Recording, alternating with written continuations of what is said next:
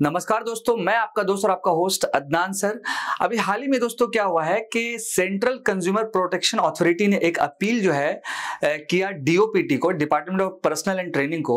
और आप सभी को पता है दोस्तों कि यूपीएससी सिविल सर्विस के एग्जामिनेशन की जो भी बच्चे तैयारी करते हैं तो कहीं ना कहीं डीओपीटी का जो इन्वॉल्वमेंट होता है वो सबसे पहले होता है दोस्तों, जो डायरेक्टली प्रधानमंत्री की मिनिस्ट्री से कह सकते हैं कि डायरेक्टली कनेक्टेड होता है। प्रधानमंत्री के पोस्ट से डायरेक्टली डीओपीटी जो है वो कनेक्टेड होता है दोस्तों।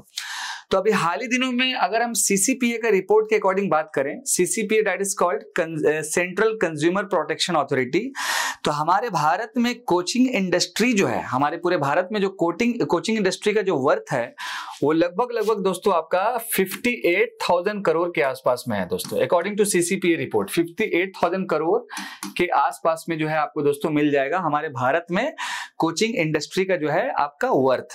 और इस पार्टिकुलर 58,000 में अगर हम बात करेंगे तो सिविल सर्विसेज का जो कोचिंग सेंटर है दोस्तों उसका कंट्रीब्यूशन लगभग आपका 3,000 करोड़ के आसपास है दोस्तों, हमारे देश के मतलब कि इकोनॉमी में कह सकते हैं और हमारे देश में जो है कंट्रीब्यूट करता है दोस्तों।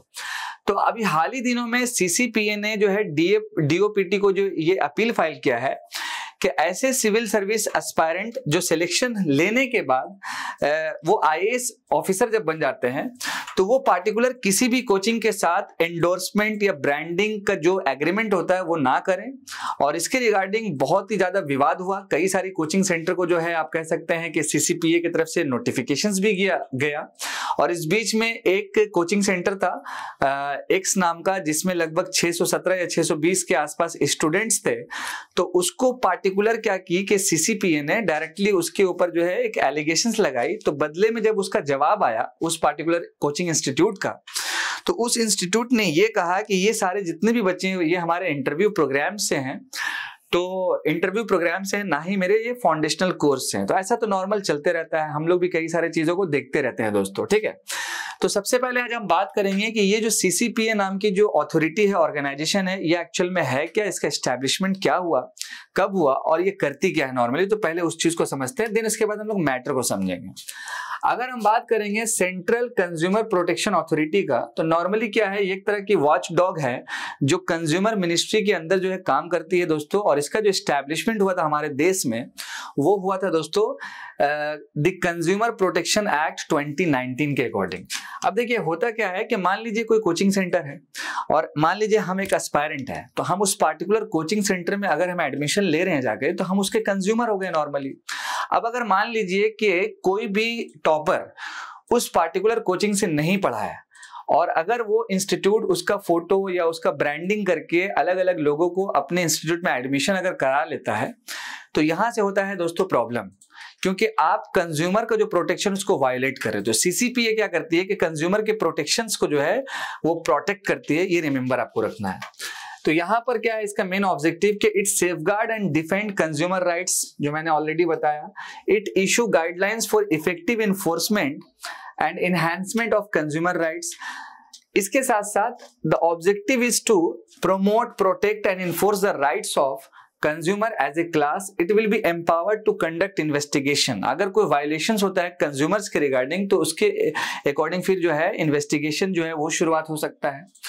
इसके साथ साथ आपका कि complaint, prosecution, recall, unsafe goods and services, advertisement discontinuation, ऐसा कई सारा जो प्रावधान है या प्रोविजन है ये हमारे देश में सीसीपीए जो है हैंडल करती है। तो अभी हाल ही दिनों में वही चीज हुआ कि सीसीपीए ने जो है डीओपीटी को अपील किया और उसको खासकर ये बताया according to civil service rule 1964 के अकॉर्डिंग कि अब जो भी आईएएस ऑफिसर जो भी रहेंगे तो वो किसी भी पार्टिकुलर कोचिंग से, स्पेशली आईएएस ऑफिसर रिमेंबर रखिएगा कि कोई भी इंडोर्समेंट का एग्रीमेंट नहीं करेंगे और इस चीजों से जो है प्रोहिबिटेड रहेंगे अकॉर्डिंग टू 1964। इसके अकॉर्डिंग अपील किया गया दोस्तों सिविल सर्विस के रिगार्डिंग। यहाँ पर कुछ पॉइंट्स को हम लोग समझ लेते हैं। जैसे यहाँ पर आप देख सकते हैं जो मैंने आपको ऑलरेडी बताया कि the central consumer protection authority has issued A directive prohibiting civil servant, specifically officer entering the IAS, remember, from engaging in promotion activities or signing advertising agreement with coaching institutes। तो ऐसा तो मामला कई सारा जो है चल ही रहा है दोस्तों। उसके साथ साथ मैंने इसको चीज को साझा भी किया आपके साथ। तो यहाँ पर आपको सीसीपीए जो है वो अच्छे से याद रखना होगा, जो एक्ट है वो अच्छे से याद रखना होगा। और राइट नाउ जो हमारे भारत में कोचिंग इंडस्ट्रीज का जो भी वर्थ है वो मैंने आपसे साथ साझा किया दोस्तों। अब सवाल है यहाँ पर कि ये जो एक्शन प्रॉम्प्टेड बाय कंप्लेंट में अगर हम बात करेंगे तो numerous complaint about irregular promotional activities conducted by IAS coaching institutes, ऐसा कई सारा कंप्लेंट सीसीपीए के पास गया, तब जाकर के सीसीपीए एक्शन में आई और फिर अलग अलग कोचिंग्स को जो है इस तरह का जो नोटिफिकेशन जो है जारी किया गया दोस्तों। This rule would restrict UPSC winners from endorsing coaching institute. मैंने ऑलरेडी बताया कि जिसका सिलेक्शन होता है अगर वो वहां से नहीं पढ़े हैं तो वो अपना ब्रांडिंग नहीं कर सकते उस इंस्टीट्यूट में, और स्पेशली आईएएस ऑफिसर को तो खास कर रोका गया है after entering civil service rules. अगर हम बात करेंगे कंक्लूजन का दोस्तों, देखिए सिविल सर्विस क्या है दोस्तों कि बहुत बड़ा जर्नी है, यह बहुत बड़ा एक इमोशन कह सकते हैं हमारे देश में।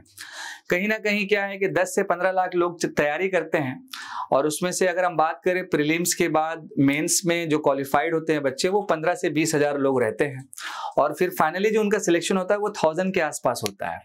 तो इस बीच में क्या होता है दोस्तों कि अगर किसी भी कस्टमर तो नहीं कह सकते, सॉरी टू से, अगर किसी एस्पायरेंट को अगर कोई कोचिंग मिसलीड कर रहा है देन वहां से क्या हो रहा है कि कई सारा जो है प्रॉब्लम क्रिएट होता है दोस्तों। तो इस पे सीसीपीए ने जो है बहुत ही हार्श कदम उठाया है, डीओपीटी को जो है अपील भी फाइल किया है और इसके साथ साथ कई सारा जो कोचिंग है उसको नोटिस भी किया है, जिसके कारणवश अब जो है आईएएस ऑफिसर जो भी रहेंगे राइट नाउ, जो भी कॉन्ट्रैक्ट हो वो सब जो है रद्द हो जाएगा दोस्तों। यही मेरा आज का मैसेज था इस पार्टिकुलर वीडियोस के माध्यम से, और ऐसे ही जो है इंटरेस्टिंग वीडियोस कह सकते हैं या फिर कोर जो यूपीएससी का वीडियोस हमारे चैनल पे जरूर आप बने रहें।